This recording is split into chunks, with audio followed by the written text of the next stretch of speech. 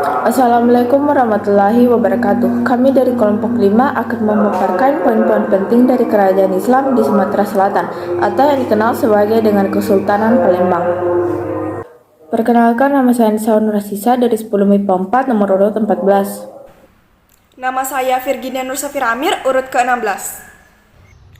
Nama saya Andi Nuriza Auditania, berasal dari kelas 10 MIPA 4 nomor urut 11. Saya Rata Yinsi nomor urut 34. Perkenalkan, nama saya Andi Syamarani nomor urut 7. Perkenalkan, nama saya Andi Rahmat Ramadan nomor urut 12. Perkenalkan, nama saya Muhammad Ihwan Risa dari kelas 10 MIPA 4. Kesultanan Palembang Darussalam adalah suatu kerajaan Islam di Indonesia yang berlokasi di sekitar kota Palembang, Sumatera Selatan sekarang. Menurut riwayat, berdirinya Kesultanan Palembang Darussalam diawali dengan eksistensi Kerajaan Palembang pada abad ke-15. Berdirinya Kerajaan Palembang merupakan dampak atas penaklukan Kerajaan Sriwijaya oleh Majapahit pada tahun 1375 Masehi. Sejak Kerajaan Sriwijaya mengalami kelemahan, bahkan runtuh sekitar abad ke-14, mulailah proses islamisasi sehingga pada abad ke-15 yang awalnya di bawah kekuasaan Kerajaan Demak dan muncul komunitas muslim di Palembang. Bukan saja karena reputasinya sebagai pusat perdagangan pedagang Arab pada abad kejayaan Sriwijaya, tetapi juga dibantu oleh kebesaran Malaka yang tak pernah melepaskan keterlibatannya dengan Palembang sebagai tanah asalnya. Dapat dilihat dari sumber sejarah yakni yang diberitakan Tom Pires tahun 1512 sampai dengan 1515 yang mengatakan banyak penduduk Palembang yang gugur atau mati karena membantu Demak melawan Portugis di Malaka yang kurang lebih berjumlah 10.000 orang. Meskipun kedudukan Palembang menjadi pusat muslim sebagai pusat muslim tahun 1550.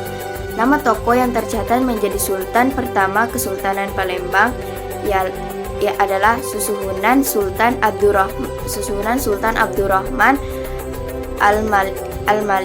Al-Malik Sayyid Al-Iman sejak 1659 sampai dengan 1706. Pada awal abad ke-17, Palembang menjadi pusat pemerintahan kerajaan yang bernuansa Islam.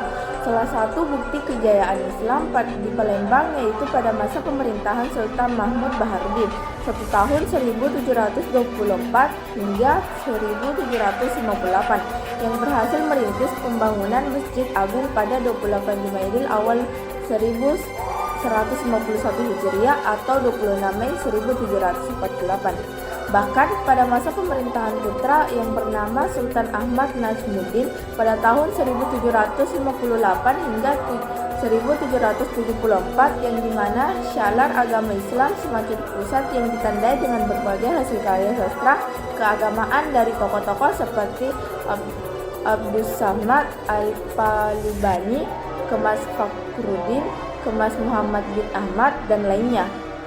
Tentunya politik dalam negeri yang dijalankan di Kesultanan selama kurang lebih 50 tahun membuktikan telah menciptakan pemerintahan yang cukup stabil, di mana ketentraman bagi penduduk terpelihara dengan baik.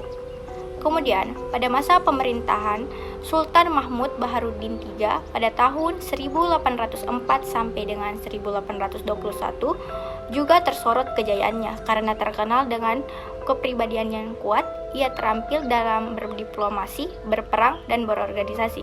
Pada tahun 1811, ia berhasil mengusir Belanda dan berhasil melawan 24 orang Belanda serta 63 serdadu Belanda dan mengangkat perdagangan Palembang.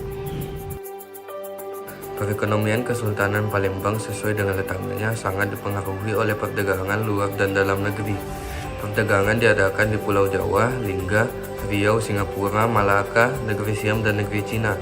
Hasil Kesultanan Palembang yang diekspor adalah rotan ikat, kapur barus, lilin, kemenyan, dan pasir emas.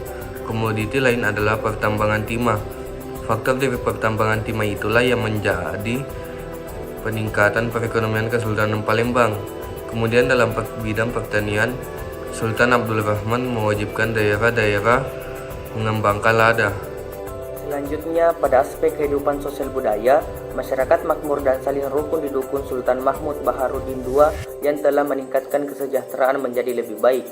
Penduduk kota Palembang dapat dibagi dalam dua golongan besar, yaitu 1. Priai adalah turunan raja-raja atau kaum ningrat yang telah diperoleh karena kelahiran dan atas perkenan Sultan. 2. Dan golongan rakyat yang dimana kedudukannya tidak dikerahkan pajak atau tidak menghasilkan pajak. Peninggalan budaya dan pengaruhnya di masa kini.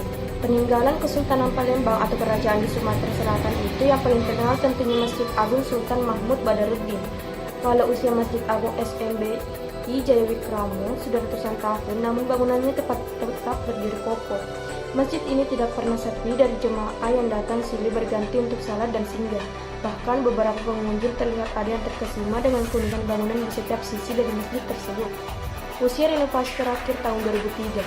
Masjid Agung Palembang ditetapkan menjadi Masjid Nasional dan Warisan Budaya Masa Lalu. Masjid ini pun dilindungi oleh undang-undang karena termasuk sebagai cagar budaya. Kini, Masjid Agung Palembang pun ditetapkan sebagai objek vital nasional bidang kebudayaan dan pariwisata.